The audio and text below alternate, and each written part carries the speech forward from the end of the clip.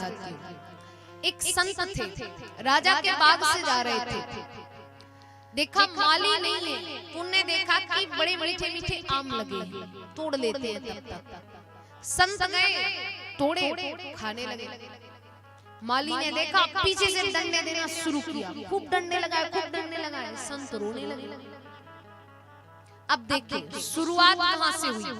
वो फल सबसे पहले देखा किसने? आंखों ने। पेड़ के पास चल के कौन गया? पैर। तोड़ा किसने? हाथ ने। स्वाद किसको मिला? जीभ को। गया कहां पे? पेट में। डंडे पड़े पीठ पे, अंत में रोया कौन? आंखें। शुरुआत तो यहीं से हुई थी ना।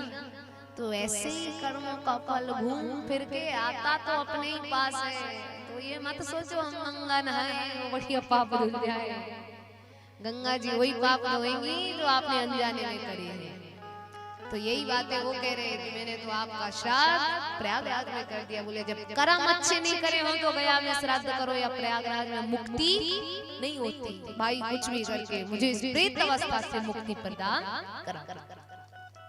बोले प्रेत अवस्था से ऐसे तो रात है, कैसे मुक्ति कराए? पर सुबह होने दो, कुछ करेंगे। तो उन्होंने संतों को बुलाया। संतों ने उत्तर दिया कि जब कल प्रातः काल के सूर्योदय का समय है, सूर्य नारायण जब प्रकट होते हैं, निकलते हैं, उदय होते हैं, तो उनसे पूछना, वो आपको बताएंगे कि आपकी भाई की तृप्ति कैसे होगी, मुक्ति कैसे होगी। तब महाराज वो दूसरे दिन प्रातः काल की वेला में सूर्य वंदना करते, सूर्य नारायण उदय होते हुए आ रहे थे। तो उन्होंने बताया कि आप अपने भाई धुंधकारी को श्रीमद् भागवत सप्ताह पारायण श्रवण कराइए, इससे कल्याण होगा। तो महाराज गोकर्ण जी आते हैं, भागवत सप्ताह पारायण कराते हैं। जब सप्ताह पारायण कराई तो सब लोग आए, धुंधकारी भी आते, प्रेत हैं, बैठ नहीं सकते, ठहर नहीं सकते। तो एक 7 घंटी वाले बांस में जाके बैठ जाते हैं।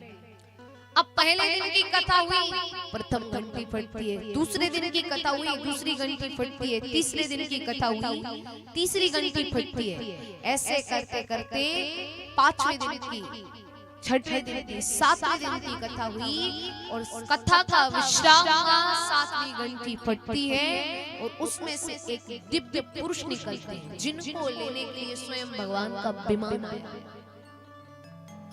अब सब कह रहे हैं हम सब ने भी कथा सुनी, पर विमान केवल धुंधकारी को क्यों आया? क्योंकि वो दिव्य पुरुष धुंधकारी थे।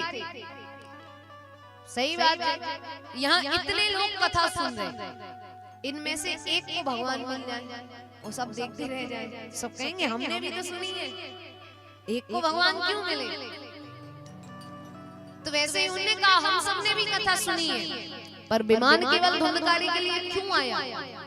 बोले वो इसलिए आया क्योंकि आप सबको कथा सुनते, कथा के बाद यही कपड़े फटकारे घर चले जाते। फिर कल का कुछ याद नहीं, आज नया सुनाओ। कल का तो पता नहीं क्या हुआ था कथा में, लेकिन धुंधकारी जी ने ऐसा नहीं किया।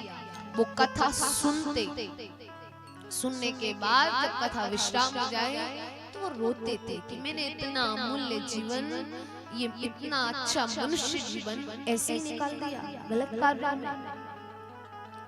तो रोते थे और जब वो रोए तो उनके सारे पाप धुल गए। तो इसलिए उनके लिए विमान आया। फिर गोकर्ण जी फिर से कथा कराते, सबके लिए फिर भगवान की प्राप्ति होती है। तो इस प्रकार से मृत्यु के बाद भी ये कथा श्रवण कराई जाए, तब भी जीव का कल्याण होता है।